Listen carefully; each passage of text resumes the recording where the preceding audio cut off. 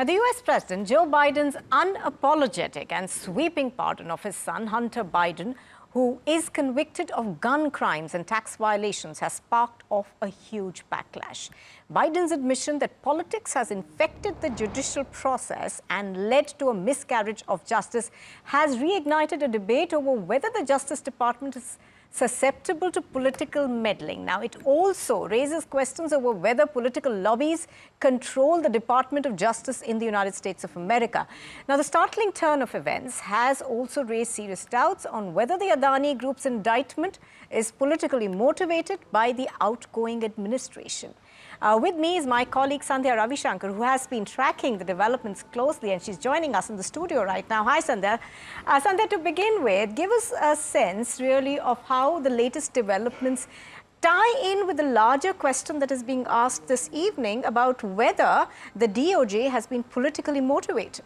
Well, I'll lay it out very quickly for our viewers, Nupur. Well, for pretty much all of our lives, I think we've all been under the belief that the US Justice Department has been the beacon of truth, honesty, integrity and justice in the whole world. But now we have a sitting US president, no less, who has just completely trashed his own Department of Justice. He has called them politically motivated. He has said that they are not independent, and he has said that the DOJ, or the Department of Justice, selectively and unfairly targets individuals. Now remember, these are the same allegations that President-elect Donald Trump has been making for quite some time, that the DOJ is politically motivated, that it has been vindictive in its abuse of power to harass critics of the ruling dispensation.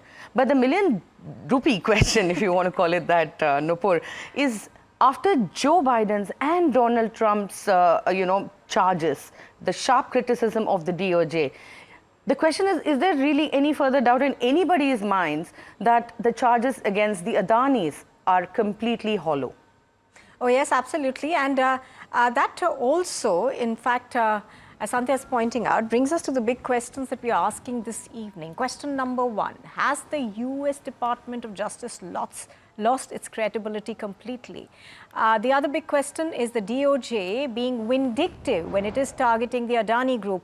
And question number three, why is the opposition playing into the hands of the DOJ despite all the evidence now we have at our hands? And joining us on the big story this evening is Jai Anant Dehadri. He's a Supreme Court lawyer. Hi, Jai Anant. Good to have you back on the show. To begin with, do you feel that the indictment really against the Adani Group by the US DOJ officials falls flat really in the face of their own president calling the department politically compromised?